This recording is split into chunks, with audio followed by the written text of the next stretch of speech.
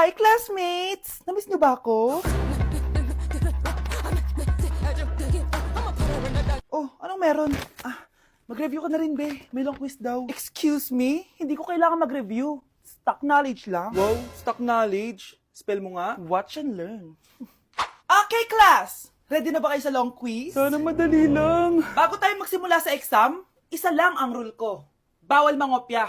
Are we clear? Opo, Yes ma'am. po. Okay. Okay, let's start. Get one whole sheet of paper. Ma'am, 1 whole po ba? Minus 10 ka na agad. Okay, class. Time's up. Pass your papers. Sana pumasa ako. Nakakalito yung bandang huli. Ano kaya magiging score ko nito? Ikaw, Scarlett. Ako? Feel ko nga bagsak ako eh. Okay, class. Mag-a-announce na ako ng scores, okay? Hello, yun na. Cheska, 12/20. Munti ka lang bumagsak. Miguel, 14/20. Pwede na. At Scarlett, perfect! Wow, paano nagawa ni Scarlett yun? Grabe namang stock knowledge yan. Ma'am, may kodigo siya sa kuko niyo. Oh. Ha? Totoo ba? Scarlett, patingin ang kuko mo. Kaya pala perfect ka? Dapat bagsak na yan eh. Ang daya. Aba, bakit ako babagsak? Ang number 1 rule lang naman ni ma'am ay bawal mangopya. May sinabi ba siyang bawal maglagay ng sagot sa kuko? Meron ba? Ba't parang kasalanan ko? May point si Scarlett. Pointless. Next time, kilalanin yung mga binabangga niyo ah.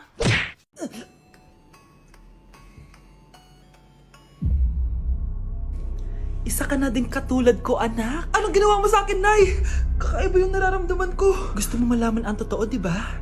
Isa akong diwata mula sa mundo ng Encantasia. At isa sa kapangyarihan ko ay ang manipulahin ang picture na nasa cellphone mo. Bakit yung mula sinabi sa akin, Nay? Dahil ngayon ang tamang panahon, anak. At nasa katawan mo na ang kapangyarihan na para sa'yo. Pero paano ko malalaman kung ano yung kapangyarihan ko? Ikaw ang tutuklas niyan, anak. Ano kaya magiging kapangyarihan ko? Baka nagiging invisible ako.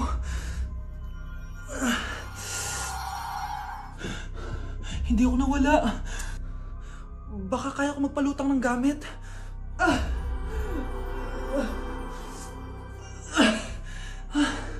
Hindi lumutang. Ang hirap naman neto. Baka kaya ko tumagos sa pintuan. Aray, aray, aray. Aray. Natatay ako.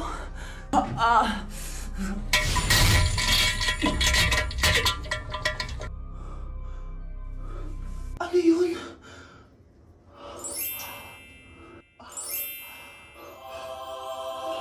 Ito ba yung kapangyarihan ko? Tumain ng ginto? Nay, alam ko na yung kapangyarihan ko. Tumatay ako ng ginto. Anak, uminom ka na maraming pampatae para yumaman na tayo. Talino mo talaga, Nay. Be, picturean mo nga ako. Sisend ko lang dun sa crush ko. Sige, Be, mag-posing ka na dyan. Yan, sige pa. Maganda ba, Be? Tingin nga, Be. Tangina mo, Be? Nilaloko mo ba ako? Todo post ako dito tapos naka-front cam pa lang hinayupak ka? Ang pangit mo kasi, Be. Ang klase mo kaya yan. Hampis ko kaya to sa'yo. Walang magkokopyahan ah. Be, may sagot ka ba sa number 6? Ay, letter B. Letter B. Thank you. Be, anong sagot sa atin? Be, Be, Pass your papers in 5, Be, 4. ano yun? Be, dali na, anong sagot sa 10? Sa number 10? Mama mo. Nangita ka? Binigyan kita ng sagot tapos inbabalik mo sa akin? Akin na yun. O ito, bigay mo sa mama mo. Ay, sorry na. A few moments later. Be, di ba cash mo yun? Be, huwag ka maingay, baka marinig niya. Psst, hoy! Cash ka daw neto oh. Kung inong, Be. Crush mo ako? Hello. Tingnan mo nga itsura mo. Pangit mo. Aray, aray. Halika dito, Be. Kulang pa yan. Be, kumalma ka. Kumalma ka. Nay, ito pala yung manliligaw number 1 ko. Approve ba sa'yo? Hello po, tita. So, ikaw pala yung manliligaw ni Scarlett? Ano ang kaya mong ibigay sa anak ko? Hindi man po ako mayaman. Pogi naman ako. Pas sa walang pera? Sa daming luho ng babaeng to? Hindi mo mabubuhay yung anak ko. Di naman importante yung pera na eh. Basta pogi. Next! Lo, mukhang pera to, oh. Hi, tita. So, anong kaya mong ibigay sa anak ko? CEO yung tatay ko. Meron po kaming sports car, tapos malaki po yung bahay namin. Mayaman pero mukhang mabaho. Charger to ah. Bibigyan sana kita ng 1 milyon. Bahala ka dyan. 1 milyon? Hoy, babalik ka dito! Nay, puro ka next. Gustong-gusto ko na magka-jowa. Siyempre, gusto ko yung perfect na lalaki para sa'yo, anak.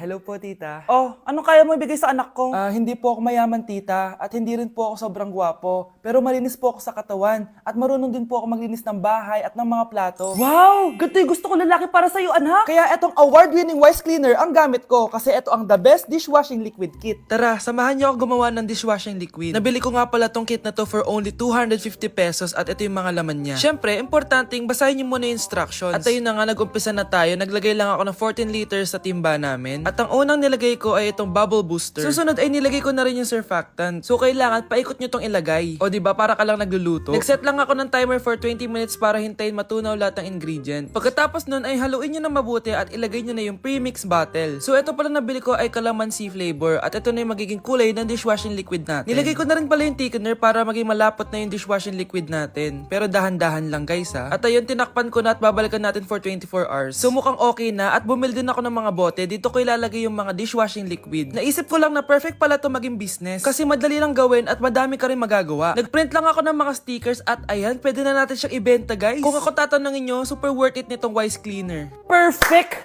Anak, pakasalan mo na to. Sige. Pwedeng kiss the bride na agad. Dapat may 5 apo na ako bukas ha. Maawa ka naman sa kifi ko, Nay. Nay! Top 1 po ako sa klase! Talaga anak? Mahal ka talaga sa akin. At dahil dyan, may iPhone 13 Pro Max ka!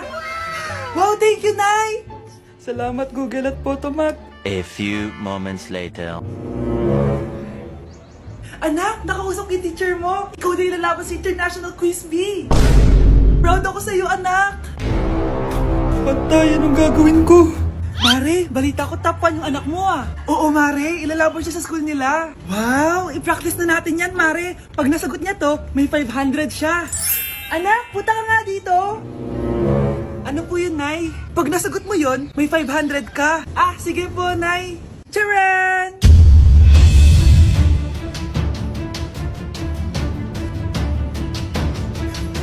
Ano anak? Nay, di po talaga totoo na matalino ako. Kinukuha ko lang po yung sagot sa internet. Huh? Ma, sorry ma! Nay! Si tatay may kabit! Sinasabi ko na nga ba eh! Maniloko talaga yung tatay mo! Nakita ko po siya! May kasama siyang ibang babae! Umanda talaga sa akin yung tatay mo! Malalaman ko din kung sinong kabit mo. A few moments later. Darling, andito na ako! Oh, saan ka galing? Galing ako sa trabaho. Bakit, darling? May kabit ka, no? Pinagsasabi mo? Alam mong ikaw lang mahal ko, darling. Ah, talaga ba? Oo, darling. Ikaw lang mahal ko. Ah, tsaka pala, alis ako mamaya. May gagawin lang. Ah, oh sige, ingat ka. 1 hour later. Darling?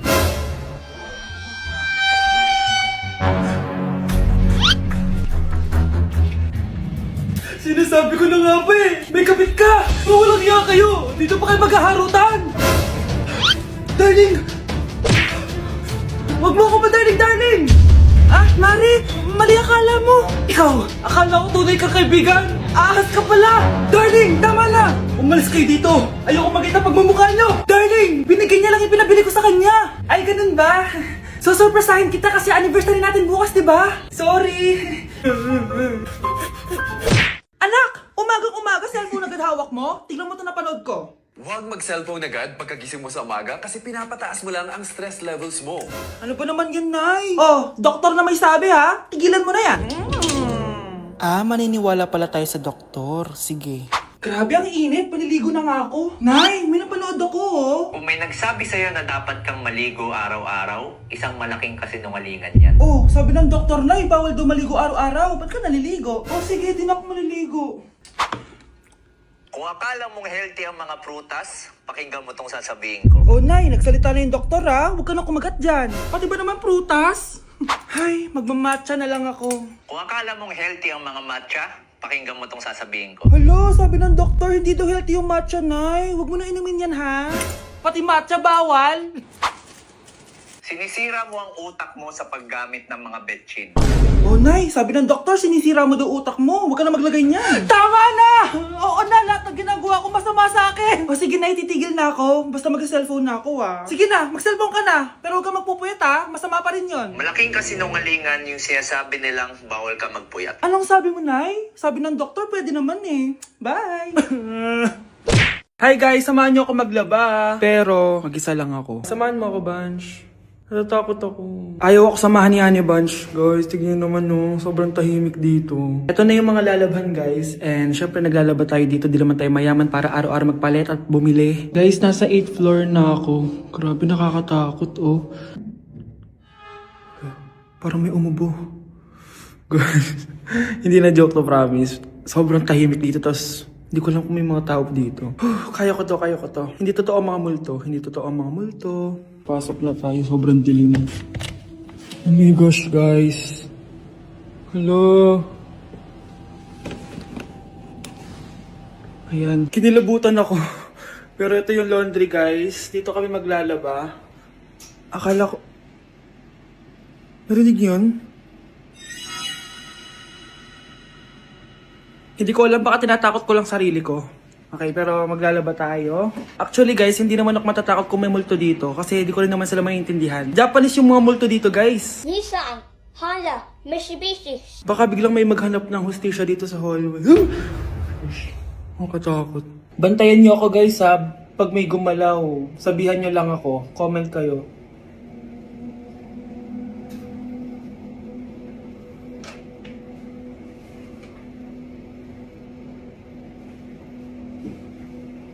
Babalik na ako sa hotel, guys. Hindi ko na kaya. Babalikan ko na lang yun mamaya. Guys, kinikilabutan pa rin ako.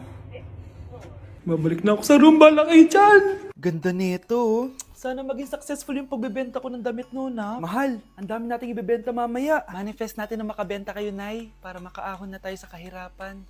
Hindi ako makapaniwalang nabili ko na yung pangarap kong tig 200,000 na relo. Wow, ang ganda niyan, Tay. Anak, tignan mo itong binili sa akin ng tatay mo. Diba ang ganda? Hala, di ba mahal yan, Nay? Mas mahal pa to sa bahay ng kapitbahay natin, no? Magbebenta ulit kami mamaya para mas marami tayong pera. Anak, binilang kita ng kotse. Gamitin mo to pag pupunta ka ng school, ha? Ha? Tay, di ko naman po kailangan ng kotse. Kaya ko naman po mag-commute. Gumastos pa tuloy kayo. Dami mo naman sinasabi, anak. Sige na, puntahan mo na sa labas. Wow! May sarili na akong sasakyan. Wow, ang ganda naman ng bagong kotse mo, Scarlett. Ah, salamat po. Hindi ka ba nagtataka, Scarlett, kung bakit ang bilis niyong yumaman? Galing yun sa pagbebenta ng damit nila, nanay. Ang dami na nga nila mamahaling gamit ngayon eh. Sure ka ba? Na damit lang ang tinitinda nila? Nay, bumabagabag talaga sa isip ko kung bakit ang bilis nating yumaman.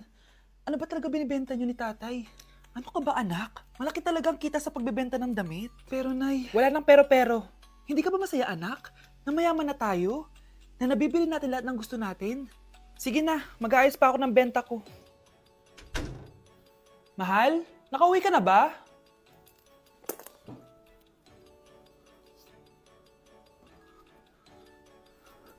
Ano ba talagang laman nito? Nagbebenta sila ng laman loob ng tao. Wow, sobrang ganda, mahal. Buti naman nagustuhan mo, mahal. Nga pala, kinuha ko na yung laman loob ng kapitbahay natin. Si Rosa? Malaking pera na naman to. Mahal, hindi dapat malaman ni Scarlett to, ha? Ano yun? Nasaan yung ledger? Nandito lang yung kanina. Ba't mo winala yung ledger, mahal? Nandun lahat ng mga sikreto natin. Sinong tao dyan?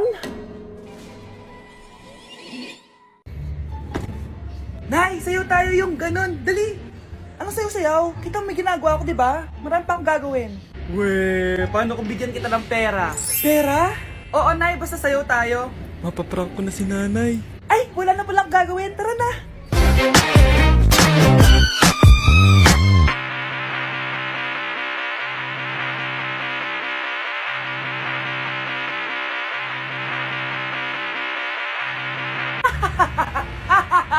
It's a prank! Hindi ka po galit, Nay? Hindi ako galit, anak. Sige po, Nay. Ang saya-saya nga eh. Bakit ako magagalit? Nay, sino ka? Halika dito. Wag po. Nak, may pasalubong ako sa'yo. Ano?